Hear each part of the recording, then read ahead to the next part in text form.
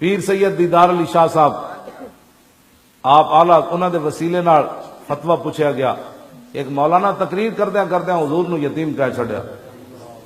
ہن امام احمد رضا بریلوی دی ہے فکر ہے، ایک ہے طارق جمیل دی شاگرد دی فکر، ایک ہے سکول آف تھاٹ امام احمد رضا بریلوی دی.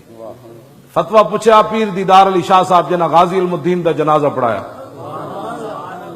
جنازہ پڑھایا تے جنازہ پڑھان تو پہلے ویکھیا تے بے ہوش ہو گئے تے لوگاں منہ چ پانی پایا، شاہ ہوراں نوں ہوش آئی تے سید دیدار علی شاہ صاحب روندے جان، یا رسول اللہ ساری زندگی نمازاں حج روزے کیتے، کدی ایک واری بھی دیدار میں کرایا تے اج بنفس نفیس علم الدین دے جنازے وچ تشریف لے آئو. اے او پیر دیدار علی شاہ ہے جنہیں جاگدیاں حضور دا دیدار کیتا. انہاں فتویٰ کدے کول پوچھا؟ اے مولوی تقریر کردیا حضور نو یتیم کیا. لو جی میری گفتگو ختم. یہ ہے جی سکول آف تھاٹ کہ صرف یتیم دے لفظ تے امام احمد رضا بریلوی فتویٰ ان شروع کیتا. کوئی عالم میں نو کہے گا تے میں من جاواں گا.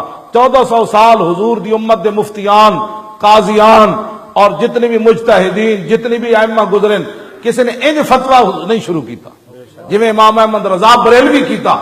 یہ ایویں نہیں امام احمد رضا اپنے بارے فرمایا یہ کہتی ہے بلبل باغ جنا کہ رضا کی طرح کوئی سحر بیان نہیں، ہند میں واصف شاہ خدا مجھے شوخی ہے تبع رضا کی قسم.